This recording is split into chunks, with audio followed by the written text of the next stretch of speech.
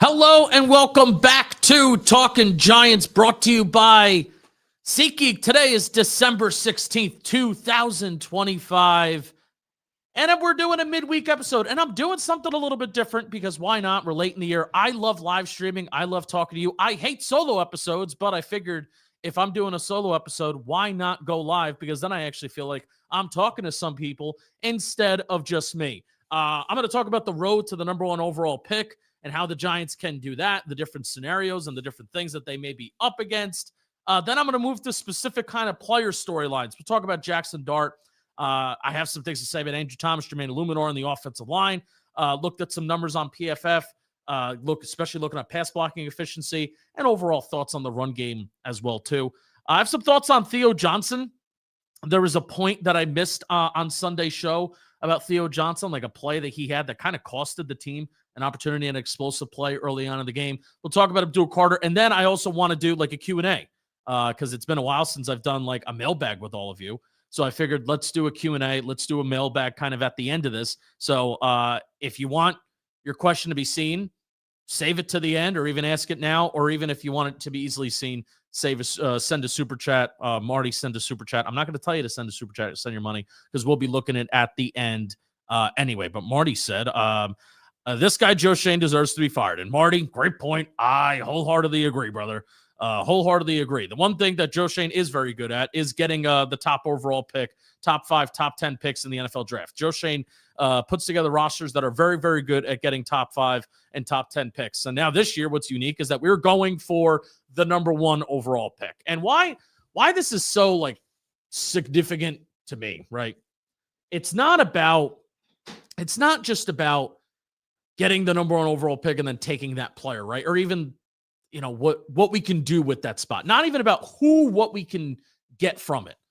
But if you look at the draft picks for next year, like you start to do mock drafts, reality kind of hits you that for how bad the Giants are, for how many different holes that they have and how many different areas of concern that they have, like even like the offensive line, like you don't know what's going to happen with Jermaine Illuminor.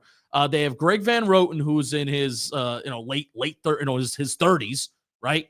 You have John Runyon, who's not necessarily a long-term piece.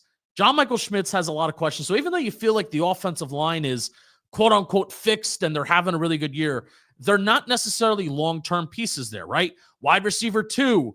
Obviously a huge need despite Darius Slayton having a $16 million cap hit. Interior linebacker, huge need there. Interior defensive line, huge need there, especially with Dexter Lawrence's future up in the air. I don't know if Dexter Lawrence is going to be a Giant in the year 2026. If you put a gun to my head, which I love saying that phrase to make me actually make a decision and have a take, put a gun to my head, I think Dexter Lawrence is a Giant. But do I think that there's a chance that, especially if Joe Shane stays and this current regime stays, do I think that there's a shot that Dexter Lawrence says that he wants out and he wants to be traded in March? Yeah, I think that there's a chance that could happen, especially if he feels like he wants more money. And I don't know if he's getting more money coming off a year where he has half a sack so far, and he's on pace to have his worst season as a pro. I think 2.5 sacks in 2021 and another year, 2019, probably his rookie year was his worst year sack-wise, and he's on pace to be worse than that right now. So I say all of this to say the Giants have 2 top 100 picks, right? If they have the first overall pick, they have their first round pick in the first round. In round 2, that would be pick 35. According to the mock draft database, where you have the universal board, the Giants have the 101st pick in the draft in round 4. But I think all of that is going to change based on the comp pick formula, and all that's going to get pushed back. You start to see comp picks happen like at the end of the 3rd round. So that 4th round pick, I think, is inevitably going to be pushed back. I think. Could be wrong, but that's how I think it's going to happen. They do not have a 3rd round pick. So why I feel like it's so important to get the number 1 overall pick without knowing that there's obviously there's not sexy quarterbacks in this year's class, right? But there will be a team. There will be teams that will want to jump the Giants to get a quarterback with the first overall pick. You have the Raiders, where the Raiders, the Giants and the Raiders could simply swap between number 2 and number 1. You have the Jets that are below that are obviously going to be looking for a franchise quarterback. Who knows what Cleveland is evaluating how they evaluate Shedeur Sanders. They shouldn't be evaluating him that good at all. You have the Arizona Cardinals that could be moving away and moving on from Kyler Murray. So there's going to be quarterback needy teams that are going to be picking in the top 6, top 7 that will want a quarterback. It's just, will they want these quarterbacks that are in the draft? One of them will. And if the Giants are in that driver's seat, definitely Vegas is going to want a quarterback, right? You would think Vegas is going to be wanting a quarterback. Vegas is going to be taking a quarterback. Again, you would think. So the Giants, you want to be in that front seat of teams bidding on that number 1 overall pick, right? And that could really have a rebuild that is restart this rebuild and launch it forward, get some extra top 100 picks in here. That would really pump me up. That would really pump me up if we're looking at this and being like, we have more bullets, we have more lottery tickets to try and strike big here. Because even you look at, you always use Howie Roseman as the example. I feel like he's like the ultimate example of this. Not every NFL team does this, but he has just this innate ability to, all right, well, I'm even just trading down 3 or 4 spots here in the 3rd round or the 4th round, or the 5th round, and acquiring an additional 5th, 6th round pick. It's not necessarily about like, oh, what player are you trying to target, but just having the darts to throw to get good players on your roster, even if they're day 3 picks. Like, that's huge. That's huge. They have a good amount of day 3 picks. They have round 4, round 5, and 3 6th-round picks. Okay, cool. But getting top 100 picks in here could really help restart a rebuild as well. So that's why I'm so hyper focused on this number 1 pick right now, because it's not necessarily the player that I'm looking at, but it's simply, I want to trade back. I want more picks, and that could be a great way to start a rebuild. So how the Giants can do it, the road to the number 1 overall pick. The Giants have the 3rd weakest remaining strength of schedule, which is awesome, since last year they had a 3-way tie with the Titans and Browns, with the worst record in the league. But the Giants had the higher strength of schedule, so that's why they landed with the 3rd overall pick. And then what they did with the Titans and the Browns is they basically would alternate. Like, the Giants had the 2nd overall pick in the 2nd round, and then the Giants had the 1st overall pick in the 3rd round. That's how they did it when the teams were tied with the 3-way tie at the top of the draft, and then they alternated who was picking 1st, 2nd, and 3rd from there on out the rest of the draft. So that's good. That the Giants have the 3rd weakest remaining strength of schedule for the remainder of the year, and they already have the number 1 overall pick, being tied with the Raiders on a record base. The only teams with the lower strength of schedule for the final 2 games are the Bengals and the Saints. The Bengals have minimal impact on the Giants, but the Saints do play the Jets this week. So it would be cool if the Jets can beat the Bengals. But more importantly, they do play the Titans next week when the Giants take on the Raiders. So even outside of rooting for the number 1 overall pick, the Jets beating the Saints and or the Titans beating the Saints would be huge for the Giants, keeping a top 3 or 4 pick. Like, my rooting interest is, if there are 2 quarterbacks at the top of this class that are worth taking, I want even to be in the driver's seat for whatever that 2nd quarterback is, and then a team that would need to jump the Giants, or a team that would need to get to the Giants spot because they want a quarterback. So then they're giving the Giants picks, and that would even be awesome too. Obviously, number 1 pick is the optimal situation here. If the Giants lose out, they basically have the number 1 pick on lock. Looks like the Titans won't be able to pass them based on strength of schedule. The Titans' final 3 games are the Chiefs, the Saints, and the Jags. Maybe the Chiefs fall apart after being eliminated after Mahomes. I still don't think the Chiefs. I still don't think the Chiefs are going to lose to the Titans. They have Gardner Minshew at quarterback for them. Saints game maybe could be close. Maybe the Jags have nothing to play for in the South the final week, but that looks unlikely. Titans win would help ensure that the Giants stay in front of them. That's basically what a Titans win would do.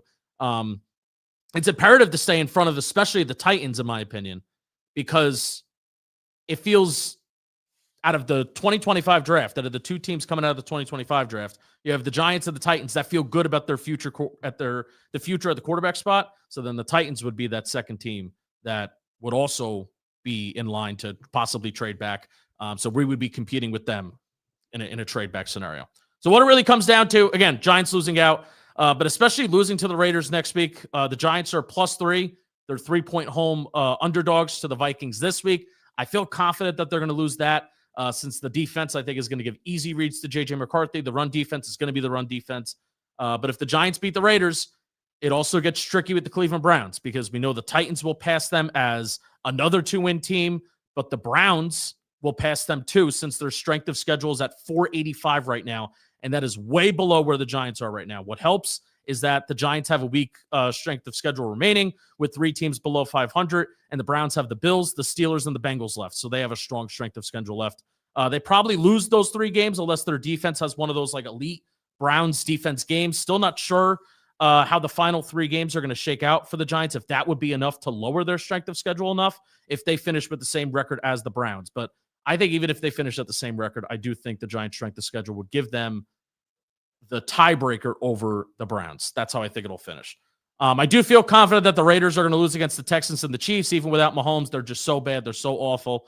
So Giants versus Raiders truly will be a movie. It will be a movie. That basically will decide who gets the number 1 overall pick. Feels safe to say that the Raiders are probably going to get a quarterback there, that they won't be in a position to trade back, or even if they just take a player, I think that works in the Giants' favor of getting more picks to a team that would want to move up. All right, so that is the road to the number 1 overall pick. I'm really rooting for it. At this point, getting your ass kicked like you did to the Commanders, I understand it was an 8-point game. Whatever, they got that last score kind of late, garbage time. They were down by 2 scores for the majority of that game. When you lose by 2 scores, even though it's only just 2 scores to the Washington Commanders when they don't have Jaden Daniels, I consider that getting your ass kicked. They lost on all 3 phases of that game: offense, defense, and especially special teams. So that game kind of like, all right, so we're just that bad. Let's get the number 1 overall pick. Let's trade back. Let's get more top 100 picks. Let's have more darts for the next GM to actually draft good players, and let's do this damn thing. Let's fix it. Because it kind of is kind of a humbling feeling looking at their 2026 draft picks right now and seeing you have the first pick, you have the 35th pick, and then that's it in terms of top 100 picks. Not an ideal scenario when you have a lot of holes and you're this bad, right?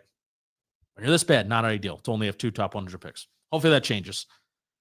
All right, before we move on, I want to talk about some player-centric storylines. Hope you're enjoying this. Why don't you leave a like? Why don't you leave a comment? Leave a question. We're going to do some Q&A a little bit later in the episode too, a little bit of a mailbag. Haven't done that in a while, and I want to hear from people. I got my guy, producer Jeff. It's his birthday today. Happy birthday, Jeff.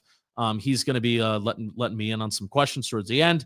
But I do want to talk about SeatGeek because today's episode is sponsored by SeatGeek. They're presenting sponsor of the show. Football, obviously, in full swing. I am going to be at the game this weekend. I'm making my return to MetLife. I'm very, very excited about that. I'm going to be at the Viking game. I'm going to be at the Cowboy game. I'm going to be at both Giants games close out the year. And SeatGeek is how you can join me. The tickets are crazy cheap. You can, and even if you have tickets, or even if like I don't really need tickets. Even if you want to just join me for the tailgate, I will be in L16. Nothing formal, no crazy tailgate. I'm just going to be there hanging out. But even if you want to join me at the tailgate before the game and then go home when you're warm, you can even buy parking passes on SeatGeek as well. So come join me at MetLife this weekend. You can use code GIANTS2025 for 10% off your next set of tickets at SeatGeek.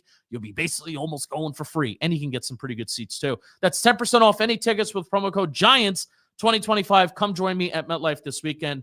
I'm really looking forward to it. I'm going to have a good time. I really do love like going to Giants games. I don't care what their record is.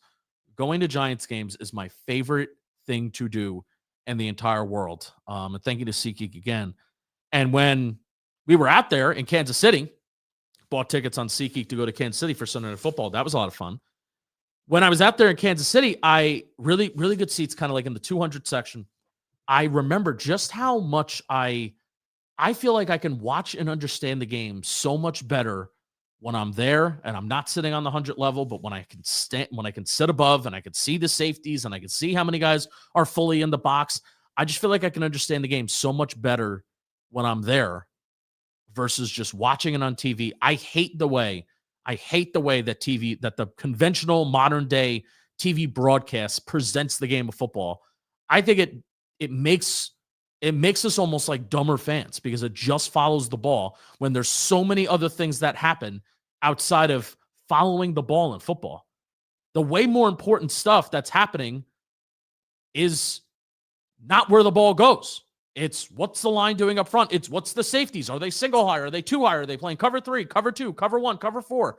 That's the stuff that's important that dictates the terms of a play. And you can actually see that when you're there. So I'm actually excited to watch a game and be like, I can understand this in the moment versus just rushing to do a recap and be like, I just watched the TV broadcast. Don't know what the fuck happened. But it actually doesn't really fully matter because the Giants are bad and nobody wants to hear like actual analysis at this point.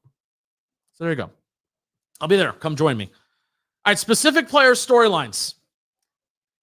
A lot of talk again about Jackson Dart running, and the tweet that was put out. I think Jordan put out just a simple stat of the 5th time in 10 games dating back to the preseason that Jackson Dart was forced to leave a game to be checked for a concussion, and then all the national media people take it and run with it. They take it and run with it, man. Like, this isn't sustainable. He can't keep this up. Blah, blah, blah, blah, blah, blah, blah, blah, blah. Okay. I want to give some perspective on this to start. Before I talk about Dart running and the overall concussion check conversation, I want to give some perspective on this. The fact that we're talking about Jackson Dart's biggest flaw on December 16th, where he started, a good amount of games, obviously missed a couple games, missed 4 games, 2 games not being the start of the first 2 weeks, and then 2 games with the concussion, right? The fact that we're talking about his biggest flaw being taking too many hits and checking out of games too much from his rookie year, if we're having this conversation in year 3, yeah, it's a problem. I'll be like, yeah, definitely 100% a problem. But I'm signing up for this.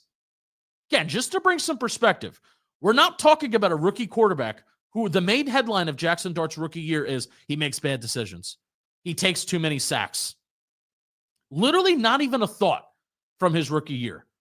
Oh, man, he's not really that accurate. Sure, can he improve his deep ball accuracy? Yeah. I was looking at his intermediate numbers between 10 to 19 yards. Can he even improve that a bit? Yeah. But you want to know what? You'll also look at who he's throwing to. It's probably what you're screaming at home. It's like, when you look at his deep ball numbers, you have Darius Slayton catching the ball. How much better is it if Darius Slayton catches these touchdowns for Jackson Dart? How much better do his numbers look? Yeah, they look a lot better, right? If Jalen Hyatt wasn't a nothing and 3 interceptions going towards Jalen Hyatt's way this year, Malik Neighbors doesn't get hurt. If there is actually receivers on this team that Jackson Dart can rely on throwing to the intermediate and deep part of the field instead of your best target deep down the field being 5'9" Wan'Dale Robinson, how much better does it look? Yeah, man, you're kind of right. So the fact that still this is the biggest flaw that we're taking away from his rookie year, sign me the freak up, man. Sign me the hell up for that. But let's talk about the whole concussion check thing. But I wanted to give perspective on that because I think that's Jackson Dart kind of awesome. Biggest flaw? Yeah, okay. The NFL and these concussion watchers, they do have their eye on Dart more than any other player right now. I do think that's true. Yeah, that's true. That's not just a media-driven headline. And it's partially their faults for creating this whole Jackson Dart concussion. Jackson Dart needs to check out of the game in and out because they let him go back in versus Chicago after he was basically laying on the ground motionless. They let him back into that game. So it's partially their faults for not even having their shit together to begin with. So get it right and start making calls not based on a curve, because that's what it feels like they're doing. Making calls based on a curve that Jackson Dart is prone to taking hits, which he is. I would even say was. I think he's done a somewhat better job of not taking hits. Thought he did a good job against Washington. They didn't call any designed runs for him against Washington. That play that he wound up taking the hit on and then he checked out, that was supposed to be a pass. It was a designed pass. Dart didn't like the look. Would I have liked him to just throw it away in the moment, throw it in the back of the end zone, or even since Tyron Tracy was running a swing pass out of the backfield, maybe just try and just get it back to the line and check it out of bounds? Yes. But all of that happening in the moment and very, very fast. You don't want to result in a grounding if the ball doesn't get back to the line, if there's nobody running in the back of the end zone to just throw it out of bounds. So everything's happening very quickly and immediately. It's very easy for me to Monday morning quarterback and say that Jackson Dart should have done something different in that play, right? But nevertheless, it feels like he's being graded on a curve there, and that because he's Dart, because he's taken so many hits, because the NFL, those concussion checkers up in the booth, that they fucked up on this originally, it feels like that he's now being targeted for that. Yes, that's 100% true. But nevertheless, this can't become a normalized thing in Jackson Dart's career, regardless of who's at fault for it and who's not. checking in and out of the game, it ruins the flow of the entire game, and especially it ruins the flow of a drive. And that's exactly what happened on Sunday. You have the first to goal from the 1 yard line. He slides, he gets hit at the line. It's second and goal from the 3. He leaves the game. You have a tackle for loss the next play. Jameis Winston goes in for 2 plays. Jackson Dart checks back in for 4th goal. And we're targeting Wan'Dale Robinson twice inside the 5 yard line. It just ruins the whole flow of a drive, and it disrupts the flow of the game, especially when you're inside the red zone where it's like things just halt. Remember, even the preseason, Jackson Dart was leading a drive down the field, and then Russell Wilson has to check in, and it just stops the drive. The drive just stops because what are you going to do? Call. What are you going to have Russell Wilson, Jameis Winston throw a 30-yard pass on the first play? No, you're probably going to run the ball. It's a very easily predictable play call, and then it's a tackle for loss, and then you're looking at a 3rd and goal from the 5 yard line, 4th and goal from the 5 yard line, and it's just not an ideal, optimal situation. So we can't normalize it. Regardless of whose fault it is, the results are the results, and that's my point. The results are the results, and we cannot have Jackson Dart checking out, in and out. I'm not making any big statement on this in his rookie year because, if this is the one thing that he's got to fix, if this is the thing that he's got to work on, I'm fine with it. Let's evaluate in year 2. Let's evaluate when the games matter in September and October about where this conversation is, where his health is, checking in and out of games. Let's evaluate that in year 2 with more stabilization, right? Where maybe he isn't the whole entire heartbeat of the offense like he is right now. I wanted to give that perspective. The dude's really good. We're not talking about negative plays being the story of his rookie season. We're not talking about all these missed opportunities. There's missed throws out there, yeah, but that's not the main story of his rookie year. Main story of Daniel Jones's rookie year, even when throwing 24 touchdowns, was all the fumbles and all the interceptions. That's not the story here. The thing that he's got to fix up most is taking too many hits. All right, dude's a baller. Updates on some numbers of him too. He's second in the NFL in EPA per play on 3rd down. He was number 1 in the He was number 1 in the NFL in EPA per play on 3rd down before having a pretty bad. The Giants as a team just had a bad game on 3rd down against Washington. I believe they were 2 for 13, 2 for 14, 2 for 15. We said it on the recap pod. It was not. They only had 2 3rd down conversions out of more than 11, 12 attempts. He's 5th in the NFL in EPA per play in the first half. As a quarterback, he has the most total touchdowns per game. He started in the NFL in that with Matthew Stafford and Josh Allen being ahead, which that was nuts when the broadcast showed that. It's holy smokes. Among QBs with 200 plays, Jackson Dart is 13th in the league in total EPA per play, quarters 1 through 4, and including overtime as well. I'd want his numbers in the deep part of the field to be a little bit better. We know that he can improve his accuracy there. We know those numbers would look better if Darius Slayton catches the ball, if Malik Neighbors was playing, and if he had more deep, reliable targets. His big-time throw rate in the intermediate part of the field is the best in the league, but the rate at which he attempts those passes between the 10 to 19 yards is 28th in the league. So that's an area where next year I want Jackson Dart taking more shots 10 to 19 yards. There was a point in the year where I think he was somewhat high in that, but again, when Wan'Dale Robinson's your most reliable receiver, and especially you're targeting him 20 yards down the field, you're targeting him 10 to 19 yards down the field, that's just not how Wan'Dale Robinson's not going to win like that every single week. Can he win some weeks? Yes, when he has bad matchups. Is he going to win every week like that? No. Numbers are really solid when he releases the ball under 2.5 seconds and in the quick part of the field. So that's been a really big plus for me, is that Jackson Dart, eye tests will tell you when he holds onto the ball for a long time, he's able to make plays. He's able to improvise. He's able to make something out of nothing. But also the scripted stuff has been really, really good for him. Quick game, releasing the ball under 2.5 seconds. Those are where his numbers look the most solid, which is really encouraging to me. That means that he's processing pre-snap really well, and he's doing the things that you want your quarterbacks to do in the early part of their career. Sometimes they struggle with. Jackson Dart is not. But again, as you're yelling right now, the receivers are buns. The only good one being Wan'Dale Robinson. He's top 10 in catches and yards, but 30th to 40th in yards per route run. Not very good. And overall, he's 3rd in the league in big time throw rate overall in the league this year. So That's Jackson Dart. Good stuff on Jackson Dart. Obviously, he's like the big player. He's the player that has like the biggest conversation, the biggest storyline with him this week, with him running and how he's checking out of the game. And all the national media people being like, this isn't sustainable. This is, what are you doing? And then you watch the hit that he took, and it's like, all right, come on, man. Like, that's what you're gonna get bent over. Don't do that. Andrew Thomas and Jermaine Illuminor. And just this offensive line. Let me start with AT first. So, dude, it's kind of unbelievable how good Andrew Thomas is, man. Where he's number 2 in the NFL in pass blocking efficiency among tackles this year. And in true pass sets, he's number 1 in the NFL in pass blocking efficiency. 0 sacks, 0 hits allowed. Get this man to the Pro Bowl. Get him to the Pro Bowl. Every day, tweet out hashtag Pro Bowl vote and add Andrew Thomas, man. He deserves it. He deserves it. And it was crazy initially when I don't even think he was in the top 10 for linemen. And it's even crazier now as it feels like he's just gotten even better. And you don't even know that he's there. Like you don't even know, like, you're not thinking about Andrew Thomas like on it. This is how you know that the dude's locked down and he's elite. You don't even know that he's like operating there on the field because he's taking care of business. And it just goes to show, quarterback, most important position in the game of football.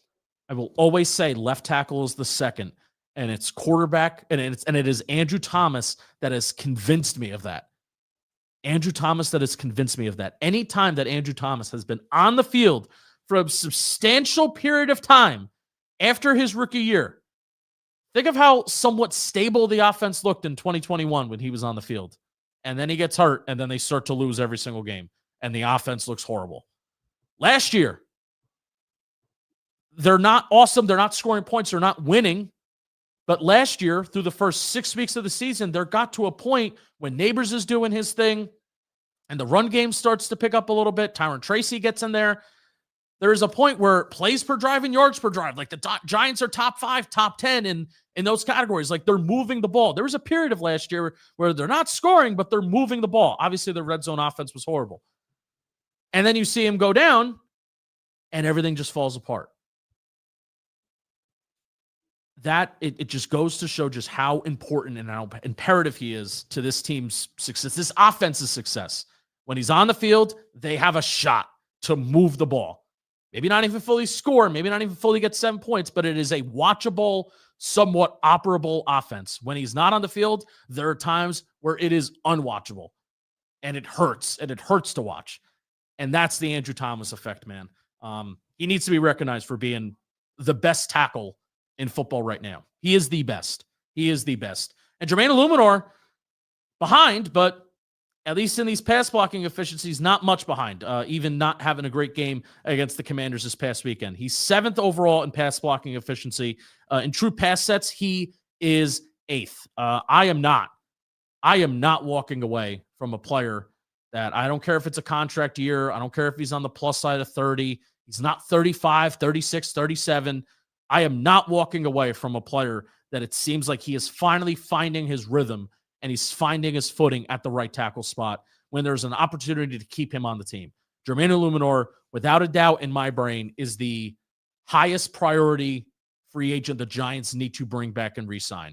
I honestly think if you give him a fair deal, if you give him a deal where it's decent guaranteed money, if it's a 3-year deal when you can even get out of it after year 2, I honestly think that can get it done. I really do. Will it be more than the 2-year, $12 million contract he gave out? Hell yeah, man. Hell yeah. But I even think he wasn't doing this with Vegas. And also with Vegas, he was kind of jumping back and forth between playing guard, between playing tackle, and starting and not starting. I think now that he's finally, I think this is like his 3rd full year at right tackle. I think now he's finally found his footing. And like, this is the player that you're going to get. Even if it's 2 years into this deal and he's not top 10, is it a failure of a contract? Absolutely not. But what Jermaine Illuminor extending him does is it gives you the opportunity to find a possible replacement, to draft a player that you can develop, and you're not thrusting him in the starting lineup. Even if that's Marcus Bowe, allowing Marcus Bowe to develop on his rookie contract, a player that we know is raw, a player that we know has strength issues, but it also opens the door of bringing in competition, and drafting somebody else, and then you can create depth. And that's how you can create depth in the moment. Still drafting another offensive lineman and being open to that. They got to bring back Jermaine Illuminor. I am not somebody who is top 10 in pass blocking efficiency. We have two tackles, both of our tackles, top 10 in pass blocking efficiency. I am not saying no to that. Not saying no. I cannot say no to that. Yeah, we could just put Marcus Bowe in there. I can't do that. Greg Van Roten and John Runyon are both outside the top 20 in pass blocking efficiency. Right guard is the spot where if I'm looking for big money that's outside the organization, right guard is the spot where I want to spend big money this offseason. John Runyon, I am very okay with his price tag and his cap hit next year. I'm okay with keeping him around. I'm not going to create a problem to solely create a hole. I'm not going to create a hole just to create a hole and by cutting John Runyon. I think if they really want to create cap space, I think they could by releasing and cutting John Runyon, but I think he's very affordable. He's not great. He's not awesome. I've never loved John Runyon, but he's not disastrous. So I think it's worth keeping him around for that final year of his contract, especially if you want to prioritize right guard, get a free agent in here, make sure that that guy's the answer, and then, okay, we can attack left guard. JMS is 18th in true pass sets in pass blocking efficiency, is 1 sack allowed, 0 hits in true pass sets. I think also he's done enough to just, like, you deserve the 4th year. You deserve that extra year. Like, I think next year will be the contract year for JMS. Am I wrong? Yeah, because he was the 2023 draft class. This year is the contract year for the 2022 class. So I think JMS deserves the final year. Play it out. Again, don't create a hole, just create a hole. I mean, if there is a window to add competition, if there is an opportunity to add competition, then I'm doing it, and I'm not shying away from that. But I'm not going to like release him, cut him, or anything like drastic like that. I think JMS has had a fine year. The biggest thing with the O-line is that this year, as we're talking about, especially as a pass blocking unit, there are not disaster plays. And I've talked about this over and over again. Von Miller beat Jermaine Illuminor for a sack. That was a disaster play. And I can't tell you, even before that, when's the last time that the Giants have had a disaster play that it results in this 4-yard tackle for loss or this 8-yard sack? Besides Von Miller against Jermaine Illuminor on Sunday, which, hey, that's Von Miller, and he was setting Illuminor up with some moves, and that's what Von Miller does. He's a Hall of Famer for a reason. They just don't have these disaster plays, and that's how you keep an offense alive. It's how you keep an offense alive. There are certain things that can halt and totally disrupt an offensive drive. A holding call can end a drive. A dropped pass can just end a drive, right? It sucks the life out of you. A false start could suck the life out of you, right? But the main things that really do suck the life out of you are negative plays by your offensive line. And they just haven't had that. This offensive line just hasn't. They just don't have that. Now, the area in which I think you can critique them and how this is constructed, they just aren't kick-ass in the run game. The run game has been good this year. I think Mike Kafka, especially being the play caller, he's helped find an identity with this run game, which is awesome. But I just don't think they have kick-ass players in the run game. Andrew Thomas, he's changed his play style from his rookie year and early on, where I don't view him necessarily as this kick-ass run blocker. I view him as more of a finesse athletic player. John Runyon is a good, decent puller. I think he's good in space. I would definitely not consider him to be a kick-ass player. JMS, I think he can be a kick-ass player. I think he can be. Greg Van Roten, mid-30s. Not a kick-ass run blocker. Jermaine Illuminor came on this show when I interviewed him after the Eagles game and definitely said, I consider myself a definitely much better pass blocker. I'm not a kick-ass run blocker, which is fine. But that's why right guard, getting a mauling kick-ass right guard in free agency, priority number 1 for me this offseason. And I'm excited to look into that to see even if that guy could even be available. But if he is, I want to go after him, and I want the Giants to make that happen. Final player that I want to talk about here. As how long are we into this, Jeff? 34 minutes. I'll talk about Theo Johnson and then I'll do an ad. But Theo Johnson, I wanted to talk about this on Sunday, and I was kind of mad that I missed this because this was a big moment in the game where speaking of kind of disaster plays by the quote-unquote O-line and pass protection, there was a max protect two-man route on Sunday, and Theo Johnson misses a block on an edge rusher that kind of just goes around the corner, right, and around the bend. Jackson Dart winds up getting hit, and it's a missed opportunity for a big play early in the game. I believe it was a hitch route, come back on the sideline. I believe it might have been Slayton, and he was open for possibly a big play. Instead, Jackson Dart gets hit because Theo Johnson didn't give a good pass blocking rep, and it's a missed opportunity for a big play and an explosive play, right? So Joe Schoen, like even during the presser, like they will flaunt the season that Theo Johnson has had, and I'm not even talking about the drops. I'm talking everything separately from the drops here. And there's moments here and there. I mean, especially going back to the Broncos game, right? I love that touchdown that he took to the house, that 40, 50-yard touchdown, right? That was huge. And that was a big yak play. So Theo Johnson's had moments here or there, but especially knowing with Malik Neighbors going down, these numbers should be better. Yards per route run, he's 27th. He's 36th in yards after the catch per reception. He has a negative yards after the catch over expectation. He's 23rd in receiving EPA, and this is all among tight ends, by the way, despite being 13th in tight end yards and having 5 touchdowns. Probably one of the more disappointing things about Theo Johnson is that he just isn't a good yak guy. He's not good after the catch. He's fast. It's kind of like it's like a little bit of Evan Ingram. Very different body types, but Evan Ingram was one of those guys where Evan Ingram was not quick. Evan Ingram was fast. Like once he gets moving, it's like, oh, this guy's an athlete, right? But he just doesn't break tackles or handle contact all that well outside of the touchdown that he had versus the Patriots where he looked like freaking Mark Bavaro. And that was unbelievable. But outside of that, like one play, I've been pretty disappointed with Theo Johnson as a yak threat. And this was like a little bit of Penn State too, where it's like, oh man, you get this guy in a better offense. This was the talking point. Get this guy out of Penn State, since Penn State's offense is just snooze every single year. I hate sometimes analyzing all players from Penn State because they have like freakish athletic players, but like the system, especially on the offensive side, just holds them back, except if you're an offensive lineman, because it's easier to evaluate offensive lineman kind of like no matter what. But like Theo, man, just not a good yak guy. And that's where I thought that outside of the nuances of route running, which I don't think Theo Johnson necessarily is great at that, the little stuff that he showed at Penn State that we thought would make a difference at the NFL, like how to get like little separation, nuances of route running that all these tight ends, especially the top tight ends, get, seems, and I would put that more or less under coaching. If you're seeing it at Penn State, if you're seeing him do these things at Penn State, I will maybe slide that under coaching. But yards after the catch, I don't know how much you're necessarily teaching that as a coach. I feel like that's more God-given and that's more of like a individual based. Just not a good yards after the catch guy.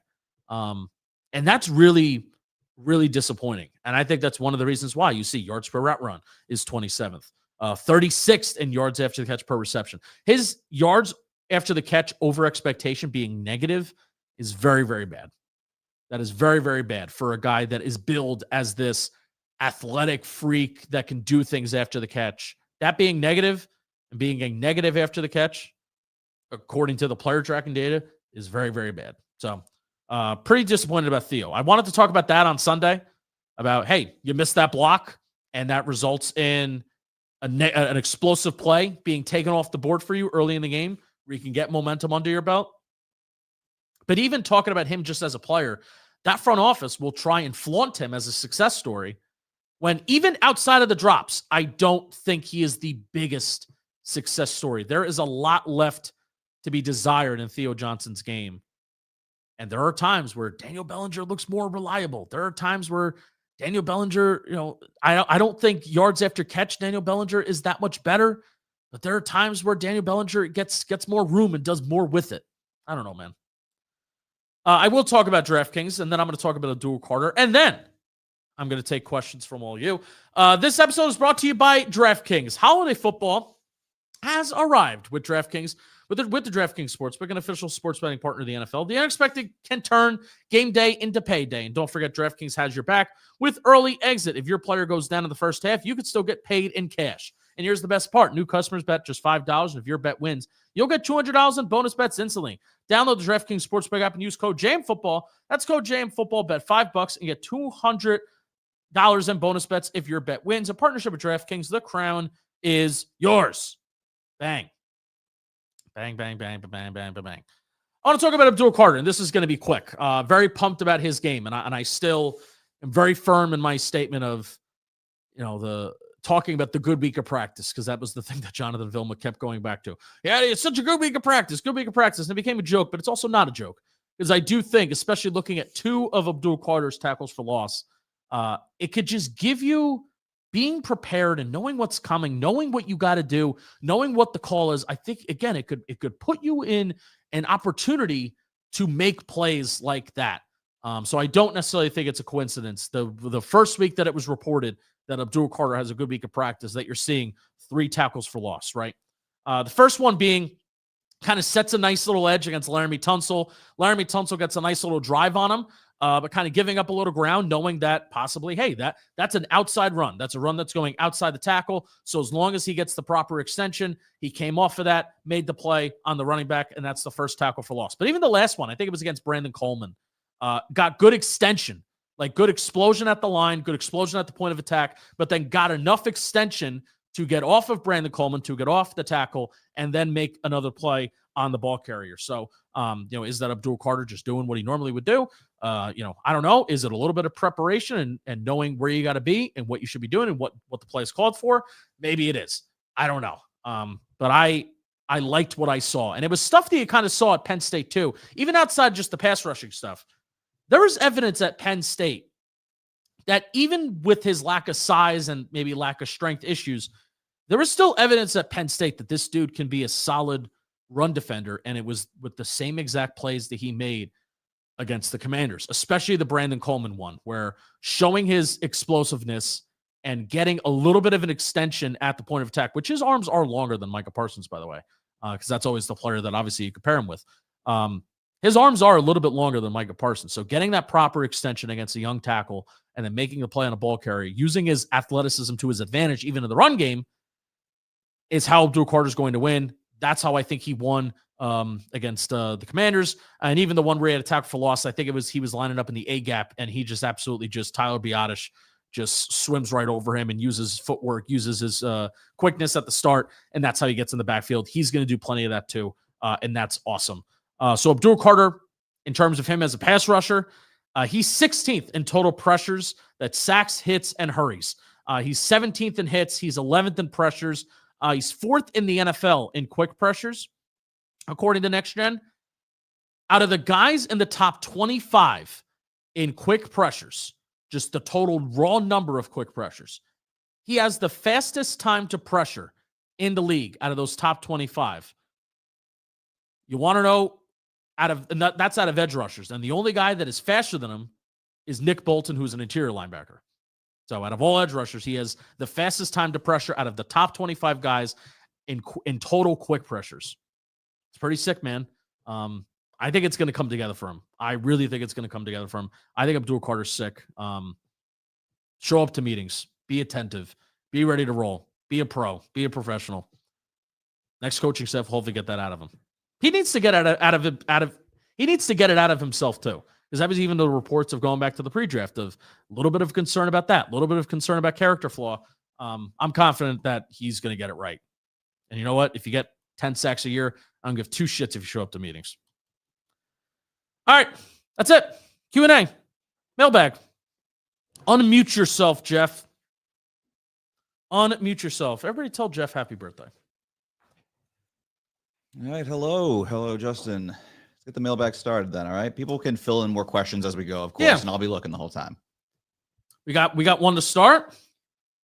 Yeah, let's start from the beginning with what's your opinion what the Giants can get and should get for a Dex trade? A Dex trade. Yeah, man. That would also be like, man, you want to talk about a real Kickstarter to a rebuild, right? They should get a first rounder. They should, even after a year where he got half a sack, because there's still the data of he's the most double team player in the NFL. I'm sure you can convince some team that, especially if a new regime comes in here and be like, why the fuck did these idiots move him away from nose tackle? Like, if you put him back fully at nose tackle, then this guy should be ready to rock and roll. Even with his double team percentage, they can point to the injuries. This guy's elbow was fucked up. And even like if you trade for him, restructure his contract a little bit, pay him a little bit. Like there is a way where I think the Giants could get at least one first round pick. What did the Cowboys get for Quinnen Williams? What did they give away? They gave up, I believe, a first round pick and a second round pick. Okay, that's I feel like the starting point for Dexter Lawrence. That's what I feel like is the starting point, because he's been a better overall player than Quinnen Williams, even outside of the half sack year. I think you'll be able to convince a team that this year was an anomaly. And even I do feel like this year can be an anomaly. I think he's been mentally checked out even from the start. So hopefully that doesn't happen. And hopefully he's just like good. That would be great. But we'll see. All right, that question was from James, by the way. Next up, I'm going to kind of combine this a little bit into two. One, we got about the wide receiver 2 situation. One, we got Wan'Dale Robinson is a fine wide receiver 2. And then just now we got who is your dream wide receiver 2 to pair with Neighbors next year? Yeah, I would love to. You get another rookie in here. There have been plenty of wide receivers over the last couple of years that are taken like in round 2. Ironically enough, like the receiver that I loved most from last year was Jaden Higgins, and Jaden Higgins was taken with the Giants' 34th overall pick that they traded to the Houston Texans last year for moving up for Jackson Dart. So he, like a receiver like that would be sick. That would be awesome. Like another bigger body wide receiver, almost like, hey, dude, like if Darius Slayton was just not so disappointing and so like, oh my God, want to rip your hair out, that would be perfect, but we're not living in that world. So I would love to draft somebody, and then you have another rookie contract here for another 4 years. That guy could be in the first round, depending on how far they trade back, but I haven't really gotten all that yet. But in a perfect world, I'm looking at drafting a guy and having a guy cheap for a couple years, and you pair him with Neighbors and pair him with Dart, and you're ready to go. I do not think that Wan'Dale should be that guy in the long term. The Wan'Dale contract, the minimum that Wan'Dale Robinson is going to ask for is $13.5 million. That is the Khalil Shakir contract every single year. I would be fine. 13.5 per year. I would be fine with giving him the Khalil Shakir contract, but there's no way after the last 2 years of Wan'Dale Robinson being like top 10 in receptions. I think he's just outside the top 10 in yards right now. There's no way that him and his agent are going to look at that and be like, you're not giving me 13.5. They're going to ask for closer to 20. And I'm just not, even though the Giants have cap space, I'm just not comfortable giving Wan'Dale Robinson somewhere close to $20 million per year over the next 3. I'm not comfortable doing that. What else we got? Yeah, we got a couple ones here. Let's lead to a little bit of some draft questions here. Are you worried about the Giants drafting for need over best player available? Well, hopefully the next GM, because that's exactly what Joe Schoen did in 2022. It was, we have so many positions to fill that we just need to fill them with bodies instead of, okay, we're just going to look for good players here. I think there's a way to marry it in the first 3 rounds. I think there's a way to marry it inside the top 100 of kind of balancing need and balancing best player available. But especially once you get to day 3, man, you gotta trust your process. You gotta trust your evaluations. And if you think there's a good player here, you take him. And I'll even use the 2020 class as an example, which I love that entire offseason that Dave Gettleman and Joe Judge had in 2020. Like, they took 2 players that were probably laughed at the time as being like special teamers, Carter Coughlin and Cam Brown. Like, they had a good amount of day 3 picks in 2020. So they took both of those guys, but those 2 guys were like on the team for their entirety of their rookie deals. And I'm pretty sure even Carter Coughlin lasted 1-ish year after his rookie deal.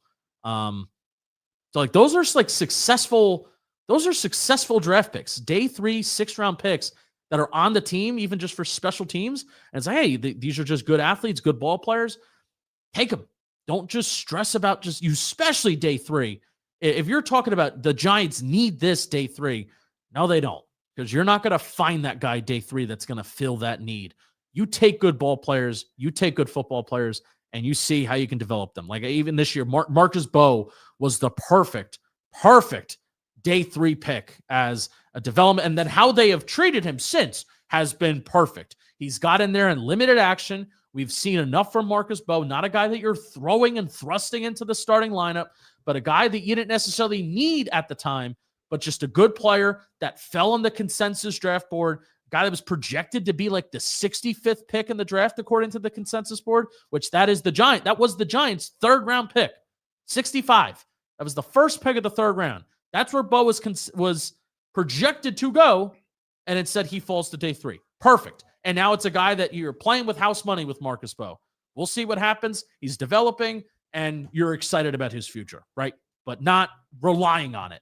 That's what your day 3 should look like, ideally. Right, you said day 3. Let's go back to day 1 here. We got a question from Matt here. Why is no one even discussing taking an offensive lineman in round 1?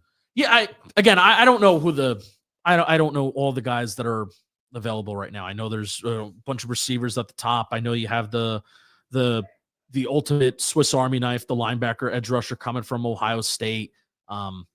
If there's a lineman that's kick ass, then take him. You know what I mean? There's not so many holes on this team, right? I don't think that's necessarily the correct way to look at it, but there's just a need for kick ass football players. That's what they need right now. So I'm not stressing about that right now. I want this number 1 overall pick. I want to trade back, and I want to acquire more assets. But yeah, if there's a kick-ass offensive lineman that's better than the rest of the players available, then take him. Joe's McFly saying, "No way, Pop outside." Somebody even asked, "Are we going to get a mock draft?" Happy birthday, Jeff Marty says. Are we going to get a mock draft video? Yeah, you're going to get a bunch of mock draft videos. I do want to. Now that my offseason will look much differently than it did last year. All of our off seasons are going to look a lot differently than it did last year. I'm very excited about this offseason. I'm going to lean more into like supplemental videos and things like that, mock drafts, and have some fun with it. So definitely you're going to get it. I'm going to go to the Senior Bowl this year, which I'm excited about. We just got everything booked. Really do like a lot of social short form stuff for the Senior Bowl and just touching on a lot of different players. And I may try and do some Senior Bowl live stream recaps. We'll see how we feel about that. I'm not promising that, but maybe we'll do it. But I'm going to be down in Mobile and giving you that too, so I'm excited about it. Let's go with one more draft question before we move around some more. Trying to find it. We had a question asking if the Giants should draft defense heavy in the upcoming draft, and I'll follow up with another question, a super chat actually, saying to trade down and draft Caleb Downs, the safety, I believe, out of Ohio State. Yeah, dude, Caleb Downs is sick, and everybody that's gonna roll your eyes at drafting a safety. Well, I bet you the rest of the league is regretting not taking Kyle Hamilton as high as they maybe should have in that draft a couple years ago, right? So, I kind of have PTSD right now from giving high draft picks and resources to safety and it not working out. And ironically enough, the answer was always kind of right in front of you, right? Xavier McKinney was right in front of you, and you could have just paid him a little bit more than what you're paying Javon Holland right now. Julian Love, very affordable contract, and it feels like kind of like a low-key heartbeat of that Seahawks secondary right now. And instead, you invested a second-round pick in Tyler Nubin, who's not very good. What would you rather have, Xavier McKinney and Julian Love, even if you're spending a little bit more money than Javon Holland, who in retrospect, this guy's going to go around and make plays out of football. Well, he didn't really do that the last 2 years in his time in Miami, even though he did it early on in his career. And then Tyler Nubin, who just hasn't touched a football. Does he even have one? He doesn't have one pass defense this year, right? Which is nuts. It's crazy that I can recall the only time that Tyler Nubin has touched a football in his career. No, he has 0. Oh, he has 1. I don't know. I don't even know where it came. He has 1 pass defense this year. But the only one that I can remember in 2024 was Mike Evans. Mike Evans against the Bucks. And we were getting blown out. And I remember Tyler Newman making a play on a football. Oh my God, I need to find what game he had that PD. It was against Philly. 20-38 loss. Probably in garbage time. So I'll have to find that because now I'm very curious. Yeah, so I'm not. If Caleb Downs is that dude at the top, all right, man. And if he's not, I probably would lean other positions because again, I have a little bit more. I have a little bit of PTSD of putting a lot of resources in safety at the safety spot. Okay, next question from looks like Brent. Is there any realistic or reasonable way the Giants can move Slayton in the offseason? And if you know this one, how much money would they lose if they were to move on from if they so in 2026, if they want to release Darius Slayton, they would be eating $15.7 million and saving only $250,000. Darius Slayton has a $16 million cap hit going into next year, which let me find about what's the percentage of that? I wonder. Well, obviously the cap number for 2026 isn't announced yet, but I don't think they're moving on from him. I think they're going to keep him, and I think he's worth keeping.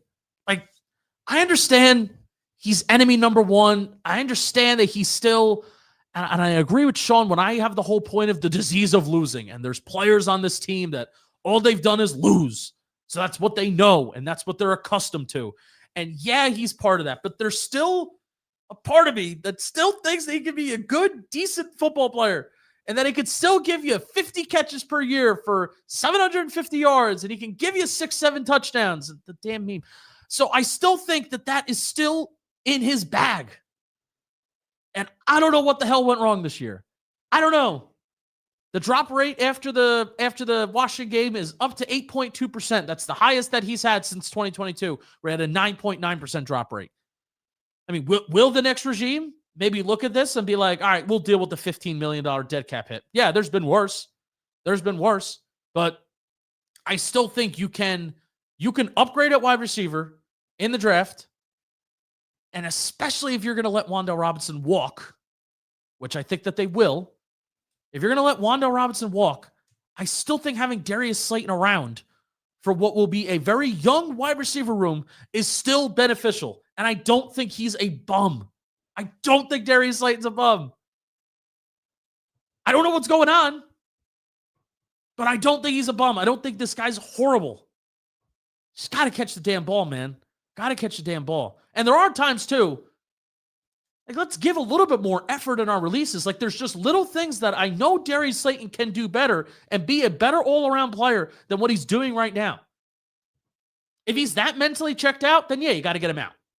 If he's not going to give you effort at the release, if he's going to continue to drop passes and however he is operating right now mentally in that building, if he's going to continue that, then it's just, all right, you got to cut your losses. But if he's still mentally there, if he's still giving it his all, if he's still showing up in meetings, doing what he's got to do, being a resource for Jackson Dart, being a resource for all these young receivers, especially Malik Neighbors, if that's still happening, then I think it's worth seeing if you can get more out of Darius Slayton. Because by cutting him, you're not going to save anything. You're not saving anything. So it's worth keeping him around, knowing that you need to upgrade at wide receiver too. And man, you just have a $16 million cap hit running around, and he's possibly your wide receiver 3. Or draft a wide receiver in the second and the third round. Darius Slayton's presence allows you to not have to just insert that rookie as a starter. It allows you to not have to do that, right? Which I think is an ideal situation. 2022, Darius Slayton, 25% of his snaps coming out of the slot. We know how good Malik Neighbors is out of the slot. If I had to guess, and if it's my preference, Giants let Wan'Dale Robinson walk, and it's investing in some middle-of-the-ground, mid-tier slot wide receiver, possibly even in free agency, and then you can have just a rotating crew of Malik Neighbors in the slot. Darius Slayton can also be in the slot, and then this conventional slot wide receiver that you have that you invest middle-of-the-ground resources in free agency. That's my bet. That's my bet, and that's my preference as of right now of how that could work out. I don't think he's a nothing for you. What else, Jeff? We're almost at we're at 59 minutes. Yeah. One more. We got a lot of questions. Let's I got two more. I already had two more banks. Two right more. Here, okay. Ricky Bobby's dad right here asked, even says Theo is a blocking tight end who can catch a few balls, nothing more. Might add on 4th round pick, Justin. You kind of laid it all out. He's a blocking tight end. That one. What was the question there? It's just a statement coming off the heels of your segment earlier. Oh yeah. I don't really view Theo as this tremendous blocking tight end either. That play where I love max protect plays, by the way. Like I'm big, like 12. Let's line up in 12 personnel, and 2-man routes. Like you'd be crazy. You'd be so surprised to see how many explosive plays come out of those heavy personnel, those heavy formations, and there's only 2 guys running down the field. You think like, oh man, all the big plays, 4 verts, and there's 5 guys running a route, right?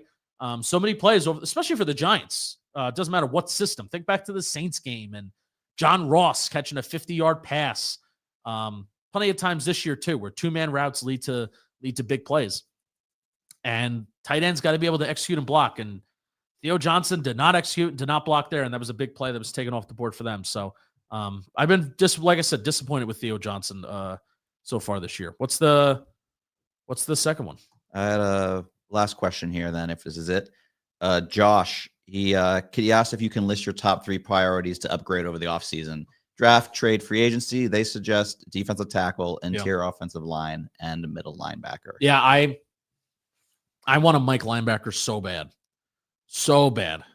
The priority list for defensive tackle changes a lot if Dexter Lawrence is dealt, which that's also part. Like, dude, I don't want to trade away a generational player in Dexter Lawrence just because I don't fully know what's going on.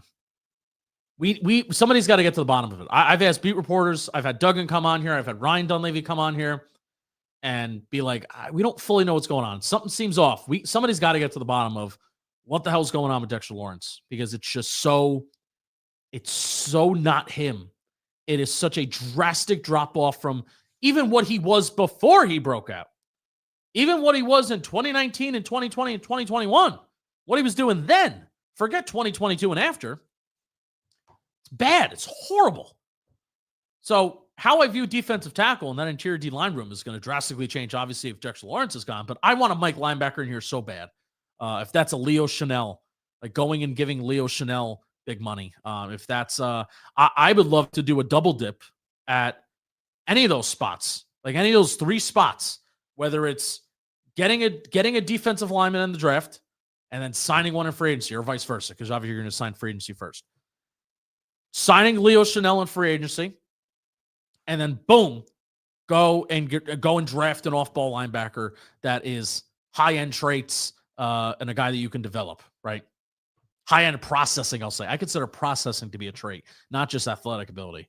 All these linebackers that are coming out of the draft over the last couple of years, that these guys aren't good athletes. These guys aren't good athletes. Jack Campbell, not a good athlete. Leo Chanel, not a good athlete. Logan Wilson, not a good athlete. Well, at one point or another, those guys are viewed as like really good linebackers. Learn from that example. Draft good football players. Don't just draft good athletes, especially at safety and interior linebacker. That's been one of the lessons that I've learned covering the draft last couple of years. So, all right, man. That's an ep. That's an ep. Kind of did this as a little bit of experiment, live streaming for a midweek ep instead of just recording a solo ep and then putting it out. Hope you enjoyed it, and hope we'll see you Friday for a Giants versus Vikings preview. I will be at MetLife. Come hang out with me. I think it's going to be like 50 degrees on Sunday, so shouldn't be too cold. Should be fun. So see you Friday with Sean. Let's go Giants. Thanks for watching.